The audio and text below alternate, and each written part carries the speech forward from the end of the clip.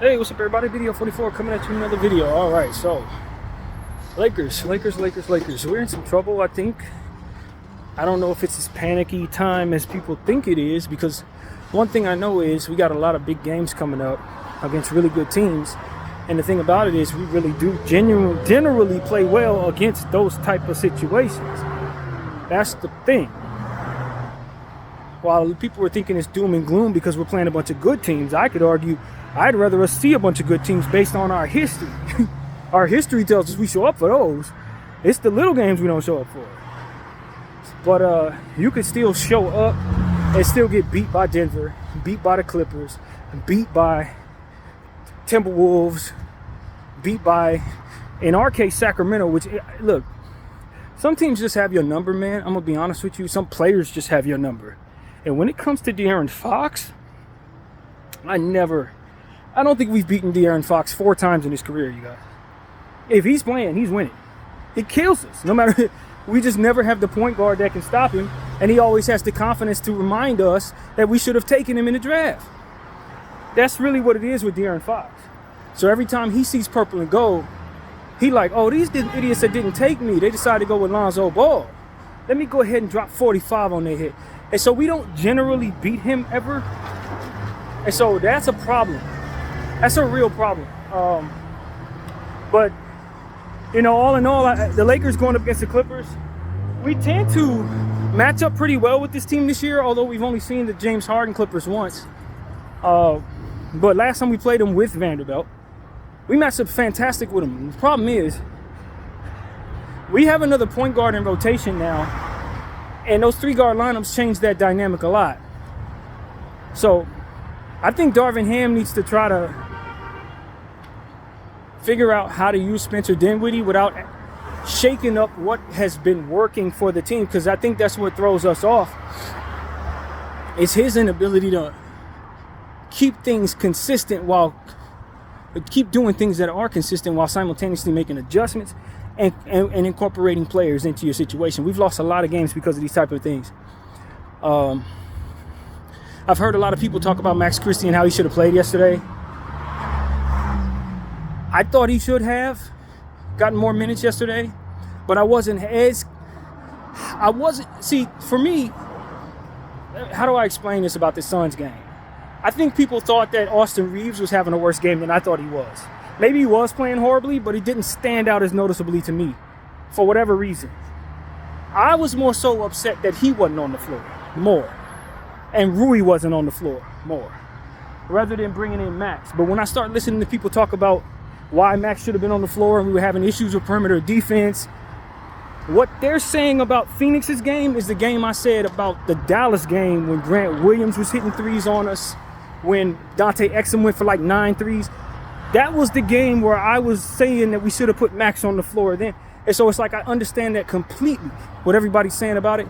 I just didn't think of that yesterday. That wasn't where my head was. And the reason why is because, if I'm being honest with everybody, I'm not as high on Max being able to help us as much as maybe I would like to be. I don't think he's as ready as we need him to be, just in general. I think he has a hard time getting past people. I think he has a hard time with shot selection at times. But for what it is that he does very well, he helps the team. But I can make that argument for everybody. You know what I mean? So it's like, I'm not sure that Max Christie in that situation provides me enough credible scoring in place of maybe what I could otherwise ask Austin to do, in place of what Max does, which would be more perimeter defensive oriented, basically is what I'm saying. In other words, I felt like we needed to score the ball more yesterday. Defense wasn't working, but defense doesn't have to work if you're scoring 140 points. You understand what I'm saying? And as of late, that's how we've been beating teams. It's starting our starting lineup players, Rui, Austin, D'Lo, Bron, and AD, and just running past dudes. And leaving whatever happens defensively to AD. Problem was, AD had his hands full with Nurkic. And that's another thing I want to say about yesterday's game. Nurkic playing well isn't surprising to me necessarily. I don't expect him to, per se. But as I've told you guys on this channel more than once, he tends to have these games where he puts up Hall of Fame numbers. He's had maybe 2 or 3 games in his career where he's gone absolutely loco. And if you check his career highs and you look at what he's done in this league, those games, you're like, what the hell? Who is this guy? Wilt Chamberlain? Like, he's put up crazy Jokic type numbers in key games. It's only happened like 3 times, but I never forget it. You know? And so it's like, if he's going to have one of those games and AD's just going to play like AD can play at times, like normally, he's going to outplay AD.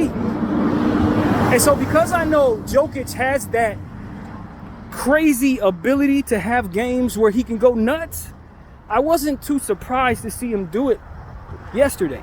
I ain't surprised by that because he tends to do that. So 22 boards, 18.7 assists. That's not the first time he's put up numbers like that. In fact, he's put up much greater numbers than that in key games. He's been in the league, what, 8 years? That's like his 3rd crazy game. And the other 2 were greater than that. So it's like, go check it out, people. Go look up Nurkic's career highs, and you're going to see what I'm talking about. The dude, he put up some numbers. He didn't put up some 23s and 26s, and you know, that's not something he's incapable of doing. And so it's like, you don't expect it all the time. Most of the time, he ain't going to do nothing. But every blue moon, he reminds you of how high his ceiling goes and just how dangerous of a center he can be when he steps into his bag. He's just never healthy enough to ever do it for longer than 1 game at a time. Most of this time in his career, he's hurt or coming back from injury. I got to get the umbrella out. Bear with me. But that's what I know about him, y'all.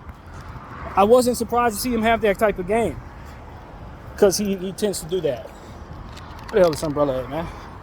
Reaching in the wrong spot. But, yeah, man. So for those of you guys who were like shocked that he outplayed AD, if AD has the type of game that normally happens and he goes up, then yeah, he's going to outplay AD. That should be something that those of us who remember what he did when he went crazy should not be surprised by at all. Not at all. So yeah, that's what it is. He had one of them games, man. He had one of those, and as a result, AD got outplayed. And so that's the problem when you go up against the Phoenix Suns. Is they're an optical illusion in the sense that, yeah, their bench is not that strong, and they don't have a whole lot of high upside guys, but they got big game ability guys. Grayson Allen can go for 40. He can. He hasn't done it yet, but his career high before he retires will be 40 or something like that. You feel me? Jokic can have the 30-30 game. I mean, not Jokic, Nurkic. He can have a 30-30 game. You ain't gonna see it but once every 2 years, 4 years, or what have you. But it's possible. Royce O'Neal, we saw what he did from behind the arc. He can have that type of game. 7 steals. He can have that type of game. And Bol Bol is so much better than he's ever shown anybody. So for him to be playing well ain't surprising to me. He's better than he's ever shown anybody. And he's still got a lot of basketball left to play. So I'm still high on him. And if he could ever put it together, I expect what he did against the Rockets to happen every night. He just has to put it together. And so it's like, I'm still not overly convinced that the Phoenix Suns aren't going to end up with the team with the championship. I'm not overly convinced of that. I think they got a puncher's chance at a championship. I think the Golden State Warriors got a puncher's chance at a championship. I think the LA Lakers got a puncher's chance at a championship. We're not the favorites, but we surely have more experience than some of the other contenders. OKC, Minnesota, they're going to have to beat teams that have more experience than them in order to win it. I just don't think that's a real thing in a lot of cases. Some cases it is, but you got to get lucky in order to be able to overcome experience. And so that's my concern about the OKC Thunder and the Minnesota Timberwolves. Yeah, they're 1-2 in the regular season. When you watch as many seasons as I've seen, you automatically expect teams like that to get knocked out in the playoffs any damn way. You don't even have them slotted ahead of certain teams because you've been down this road before with teams like this. And only once in a while do you see a Detroit Pistons 05 or, you know, certain teams where they break out and you like, okay, they have arrived and they're ready to win. When they're going up against LeBron and KD and Steph and they're all on different teams and you got to see that kind of path, no, you're probably not going to. Probably not gonna win the championship. Eventually, you're gonna get knocked off by one of those teams. So that's what I expect from Minnesota. That's what I expect for OKC. And that's why I think the Lakers probably don't mind getting the 8th seed or the 7th seed if they can get through the play-in tournament, face one of them 2 teams. Because I think we can beat them.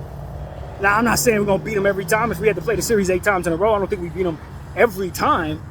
But the idea that we can compete against teams like that, yeah, we can compete against them. I'd rather see them than see Clippers or Golden State in the first round. Like, I don't want to see those teams.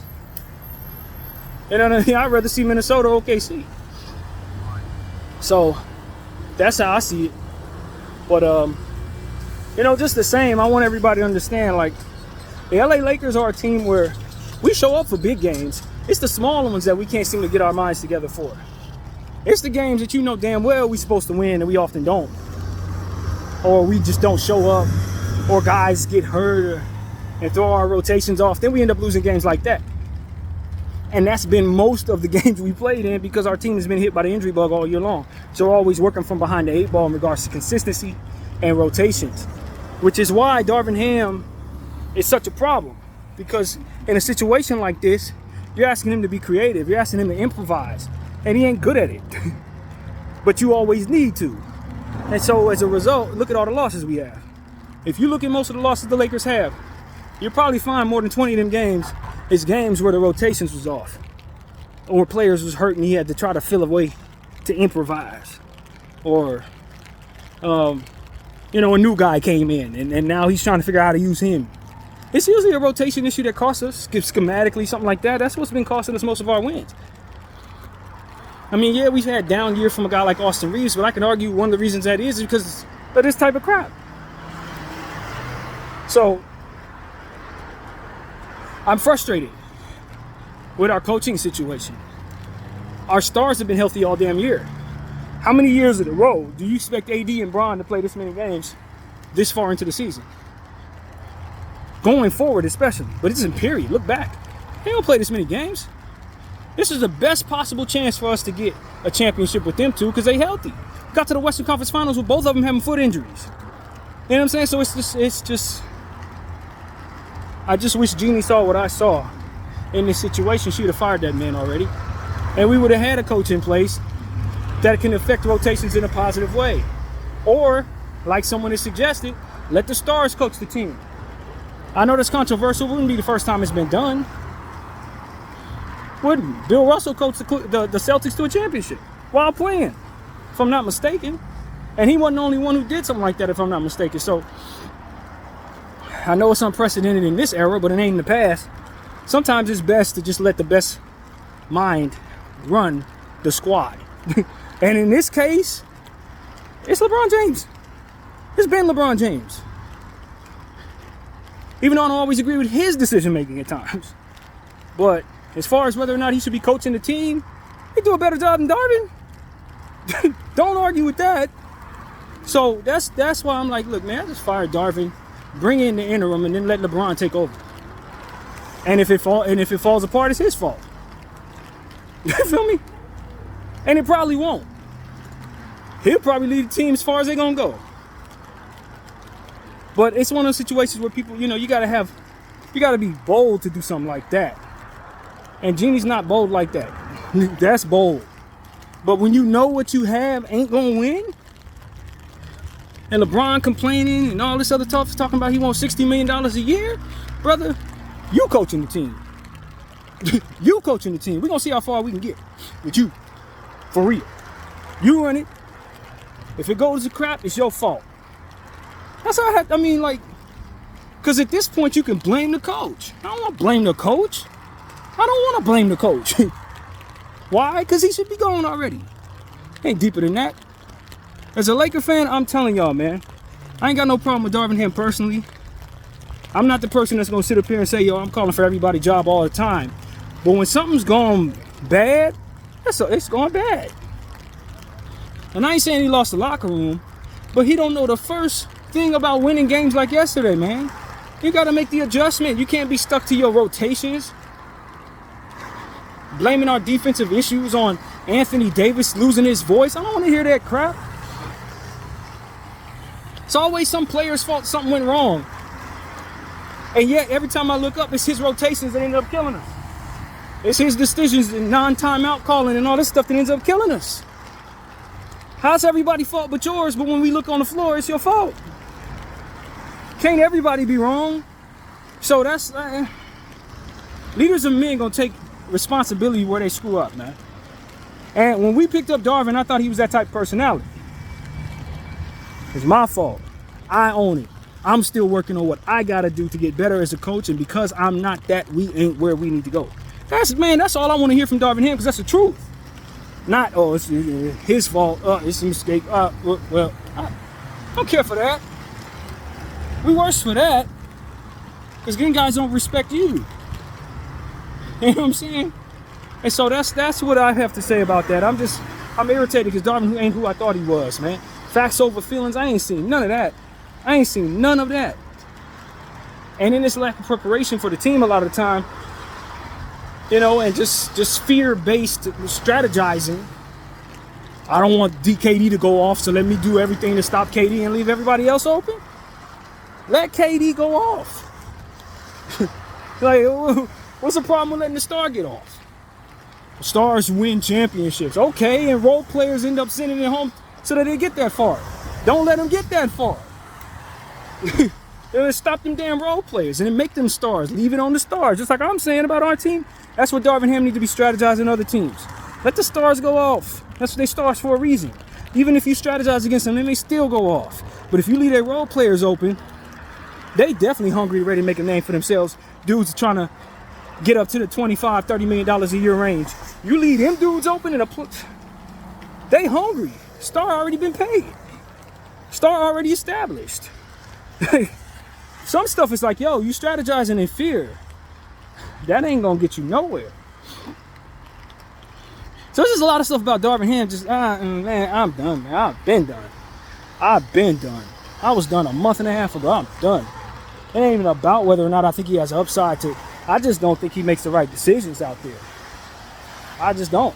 He may have some strengths here and there, but be leaving us open with all kinds of different gaping holes so that he can strategize some system that don't work and the players don't even find themselves in situations that are best fit for them because of his system and how he can't operate outside of it. It's just like, man, I don't give a damn about that system, bro. I got this guy who can do this, that guy that can do that guy that can do that. Put him in positions to do that. And if your system is a detriment to that process, then it's your system that got to go, not the players. Here we are bringing him all types of players that if he were utilizing them correctly could do great, but because he want to run a stupid system, we got to suffer it. Nah, bro. That system needs to be tossed out the window. If you can't audible out of that system, you ain't the coach for the Lakers. You can't audible out of them rotations without leaving stuff open. Talking about, I couldn't play Max Christie because AD got in foul trouble. What the hell is that? They don't even play the same position. Oh, because your system has it so that this guy has to be in this situation in that way, but the other guy has to be in a different situation in order for that to come together. So you can't play this guy in this situation because he leaves that open and that messes with the system. Man, F that system. That system is trash. If it has that many parts to it that must be continue to be the same in order for you to be able to operate it, then the system itself needs to be revitalized because they don't have enough fluidity to it. That's why I like the triangle offense, because they had tons of fluidity. You didn't even need a damn point guard out there. You know what I'm saying? And your system don't allow